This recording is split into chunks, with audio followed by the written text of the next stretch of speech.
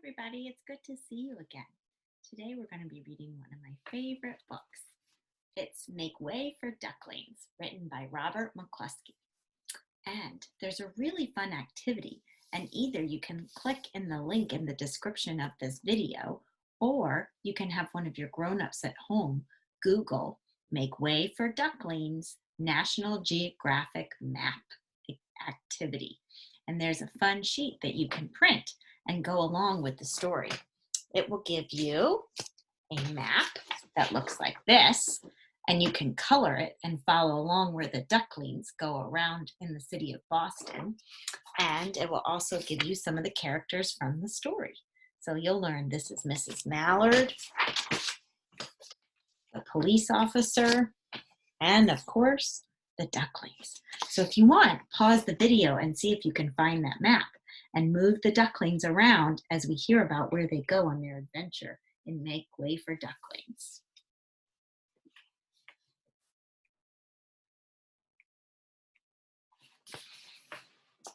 Mr. and Mrs. Mallard were looking for a place to live. But every time Mr. Mallard saw what looked like a nice place, Mrs. Mallard said it was no good. There were sure to be foxes in the woods or turtles in the water, and she was not going to raise a family where there might be foxes or turtles. So they flew on and on. When they got to Boston, they felt too tired to fly any further. There was a nice little pond in the public garden with a little island on it. The very place to spend the night, quacked Mr. Mallard. So down they flapped. So if you have your map, you can see here is the park with the little island in it. See if you can find it on your map if you have it. Next morning, they fished for their breakfast in the mud at the bottom of the pond, but they didn't find much. Just as they were getting ready to start on their way, a strange, enormous bird came by. It was pushing a boat full of people, and there was a man sitting on its back. Good morning, quacked Mr. Mallard, being polite. The big bird was too proud to answer, but the people on the boat threw peanuts into the water, so the Mallards followed them all round the pond and got another breakfast, better than the first. So if you have your map, you can see if you can find the boat with the swan. I like this place, said Mrs. Mallard as they climbed on the bank and waddled along. Why don't we build a nest and raise our ducklings right in this pond? There are no foxes and no turtles, and the people feed us peanuts. What could be better? Good, said Mr. Mallard, delighted that at last Mrs. Mallard had found a place that suited her. But look out, squawked Mrs. Mallard, all of a dither. You'll get run over. And when she got her breath, she added, this is no place for babies. With all those horrid things rushing about, we'll have to look somewhere else.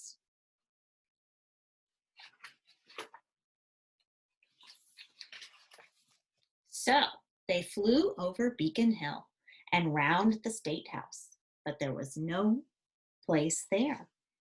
So if you have your map, you can see this is where they're flying over because the round State House matches the dome at the top of the State House here. They looked in Louisburg Square, but there was no water to swim in. Then they flew over the Charles River. This is better, quacked Mr. Mallard. That island looks like a nice, quiet place, and it's only a little way from the public garden.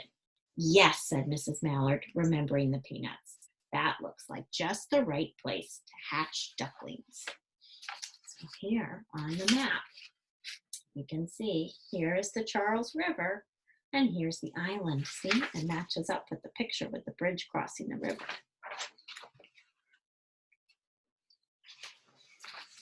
So they chose a cozy spot among the bushes near the water and settled down to build their nests. and only just in time, for now they were beginning to molt. All their old wing feathers started to drop out, and they would not be able to fly again until the new ones grew in.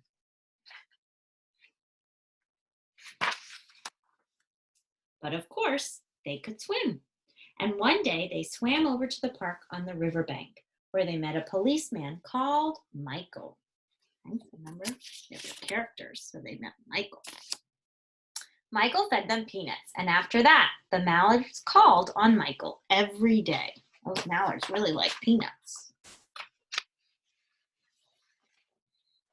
After Mrs. Mallard had laid 8 eggs in the nest, she couldn't go visit Michael anymore because she had to sit on the eggs to keep them warm. She moved off the nest only to get a drink of water, or to have her lunch, or to count the eggs and make sure they were all there. See? There's her nest with the eggs. 8 eggs. One day, the ducklings hatched out. First came Jack, then Cack, then Lack, then Mack, and Knack, and Whack, and Pack, and Quack. Mr. and Mrs. Mallard were bursting with pride. It was a great responsibility taking care of so many ducklings, and it kept them very busy. One day, Mr. Mallard decided he'd like to take a trip to see what the rest of the river was like further on. So off he set. "I'll meet you in a week in the public garden," he quacked over his shoulder. "Take good care of the ducklings." "Don't you worry," said Mrs. Mallard. "I know all about bringing up children." And she did. She taught them how to swim and dive. This duckling's cute. She taught them how to walk in a line, to come when they were called, and to keep a safe distance from bikes and scooters and other things with wheels. When at last she felt perfectly satisfied with them, she said one morning, "Come along, children, follow me." Before you could wink an eyelash, Jack, Cack, Lack, Mack, Knack, Whack, Pack, and Quack fell into line, just as they had been taught. Mrs. Mallard led the way into the water, and they swam behind her to the opposite bank, leaving their little island. And where are they going to head? There, they waded ashore and waddled along until they came to the highway. Look at all those cars. Mrs. Mallard stepped out to cross the road. "Honk, honk," went the horns on the speeding cars. "Quack, quack," went Mrs. Mallard as she tumbled back again. "Quack, quack, quack, quack," went Jack, Cack, Lack, Mack, Knack, Whack, Pack, and Quack, just as loud as their little quackers could quack. Can you do your best duck quack? The cars kept speeding by and honking, and Mrs. Mallard and the ducklings kept right on, quack, quack, quacking. How are they going to get across? Here you can see they left their island and they're trying to cross this street right here. They made such a noise that Michael came running, waving his arms and blowing his whistle.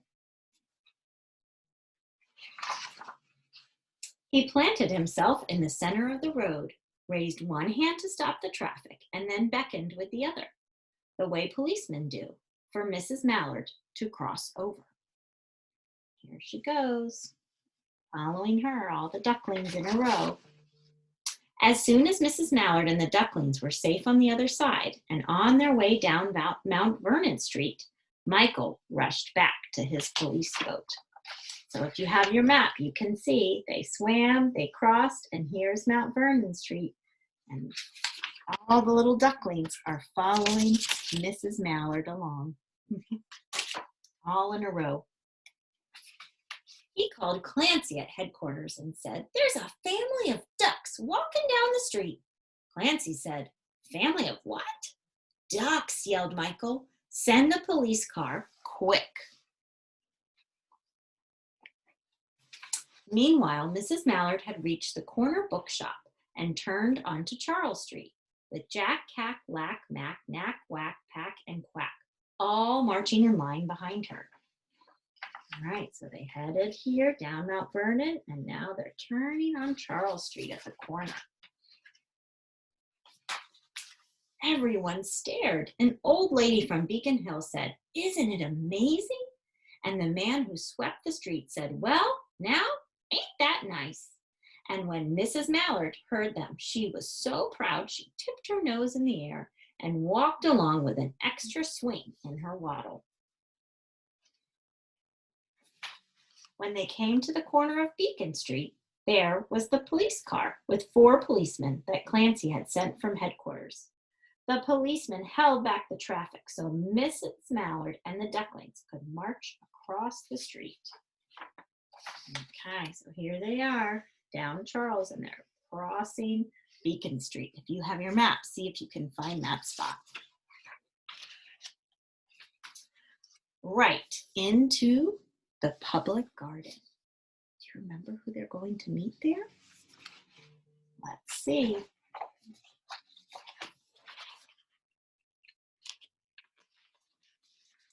Inside the gate, they all turned round to say thank you to the policeman. The policeman smiled and waved. Here they are. They've made it here, and they're just going into the gates in the public garden.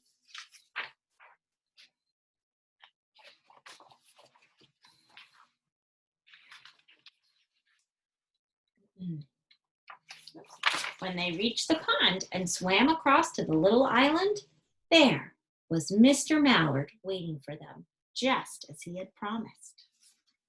They swam across into the little pond to the island.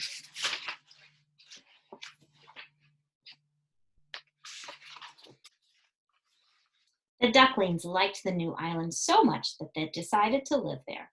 All day long, they follow the swan boats and eat peanuts.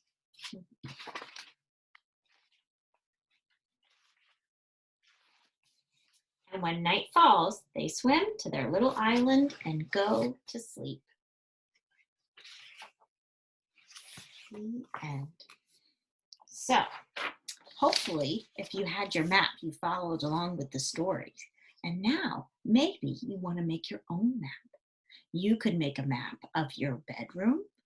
You could make a map of another room in your house. You could make a map of your yard or your neighborhood. And just remember, you want to pretend like you are the Mallards in the story and you are flying above, because a map always is from a bird's eye view. It's from a perspective of looking down. So it might look a little different than other pictures you draw, but have fun drawing your map, and I'll see you back next time.